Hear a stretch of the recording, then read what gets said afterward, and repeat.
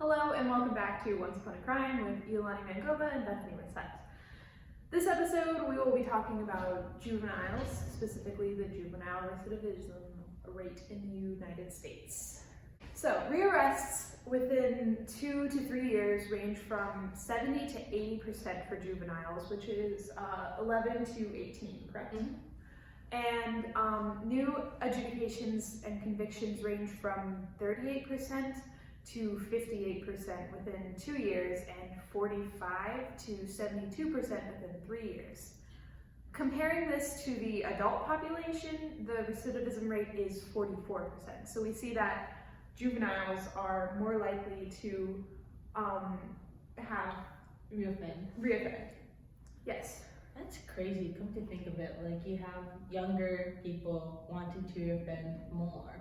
Yeah. But I feel like it's just because of their home style and their life. I think it could also be that the older you are, the more you have to lose. Yeah. While adults have more to lose, juveniles have less to lose. They don't have as much social capital as an adult, or resources, honestly. Yeah. I feel like for juveniles, it's mostly like they're just doing it for the thrill. Yeah. And then they wind up in jail because of something stupid that they did. It could also be because of the people in their lives, which we're going to talk about later as well. Yeah. Like, peer pressure is definitely a thing. I feel like it got worse because of social media and because of TV shows that's showing on Netflix or Hulu or YouTube and everything. I think that's also one of the factors as well, because they think that it's cool, but in reality, it's gonna nip you in the butt. We didn't write notes on this, but do you remember the devious legs trend? No. Okay, so I think it was last year or something on TikTok, there was a trend, and you show off your devious licks, your things that you steal from school. So at my school, people stole a sink. Yeah, I have no idea how it's possible, but people stole bathroom stalls, they stole hand sanitizer dispensers, like they stole anything anywhere, and they showed it off online, and the trend was very popular. People played into it, and people got so many views and so many likes just for showing off the things that they stole. So that is definitely where I would see like peer pressure or social media coming into play for juvenile delinquency. Yeah. And that shocks me. I haven't come across that when TikTok was like starting. Yeah. That's so crazy.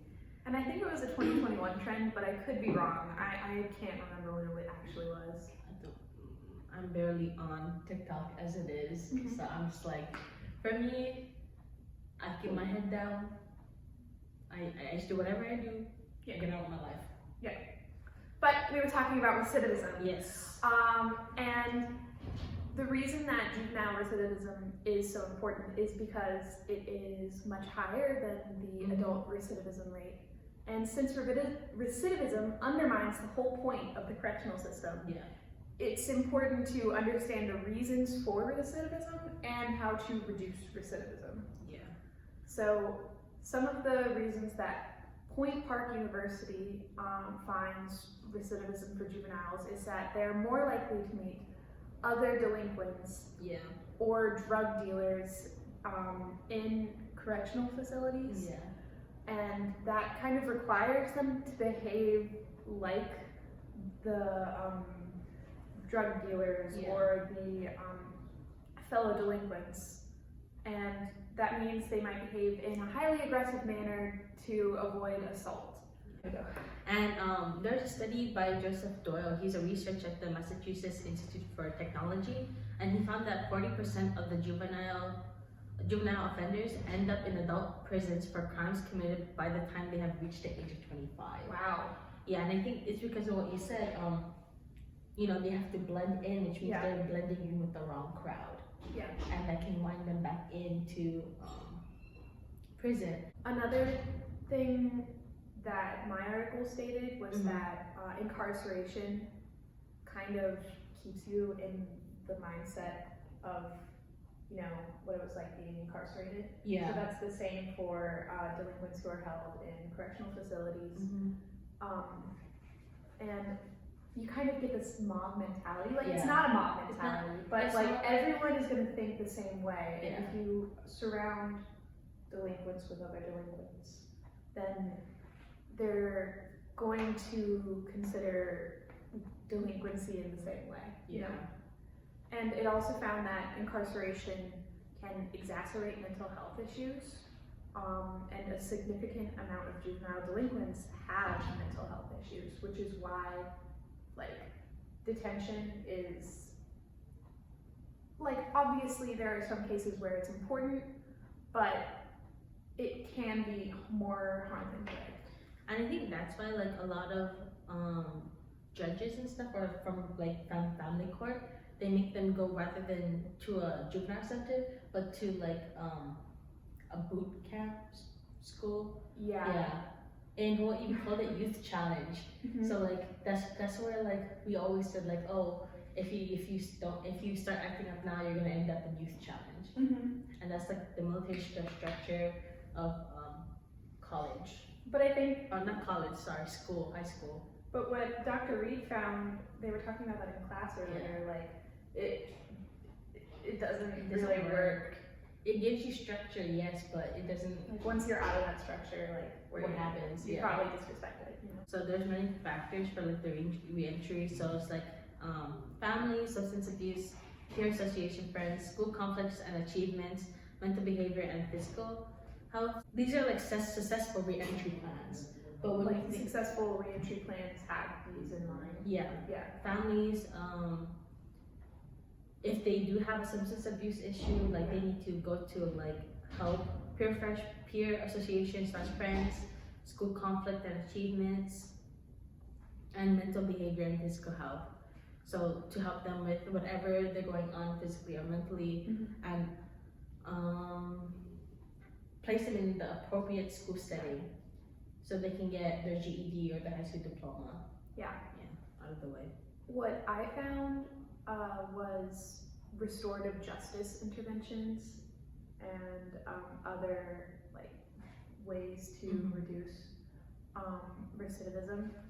And this article, The Effectiveness of Various Restorative Justice Interventions on Recidivism Outcomes Among Juvenile Offenders, long title, but they found that juveniles are 38% less likely to return to crime if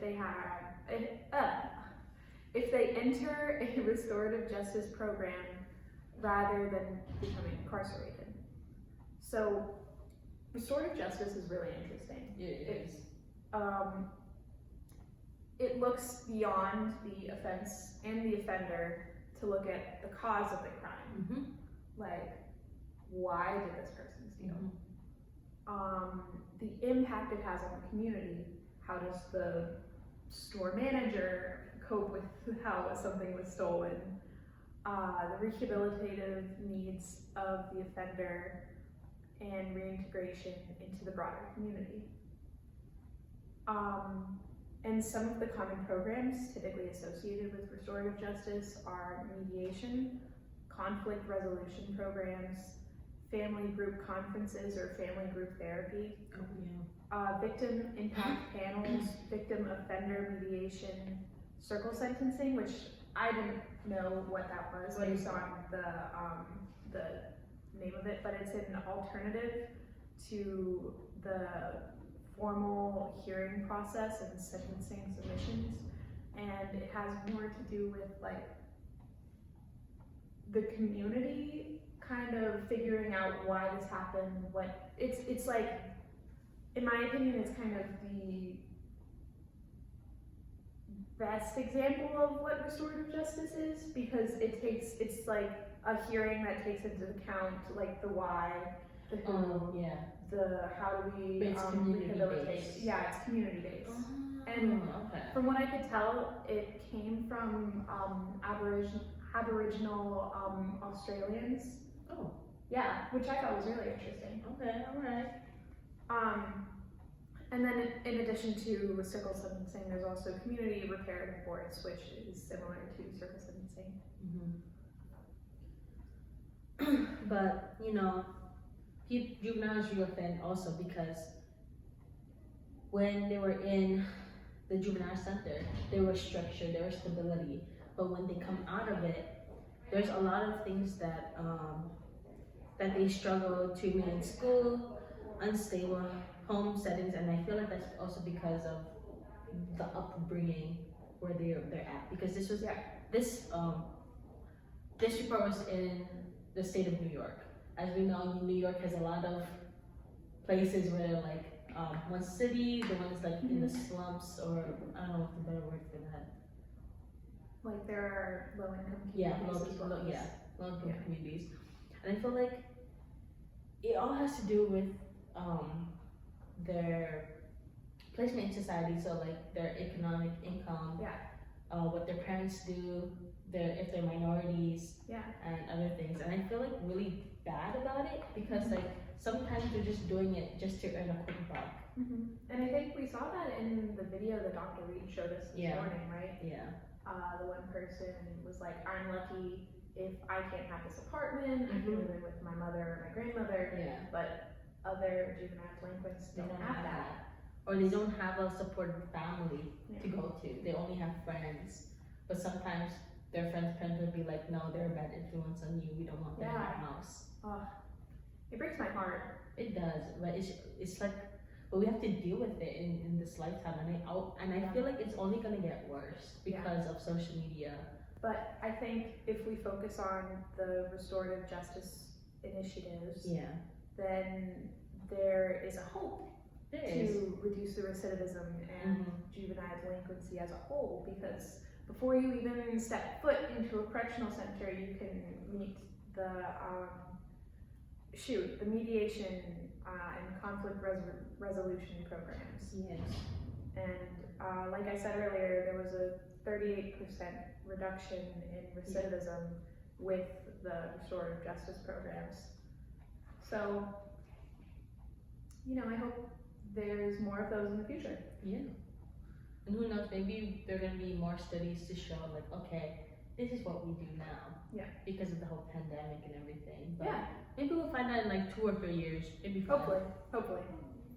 Anyways, this has been episode 9 of Once Upon a Crime. Once again, we'd like to thank Dr. Reed, our most loyal subscriber. But join us next week for sadly our last podcast. Stop, you're kidding. No, because we only have 10 podcasts to do, remember?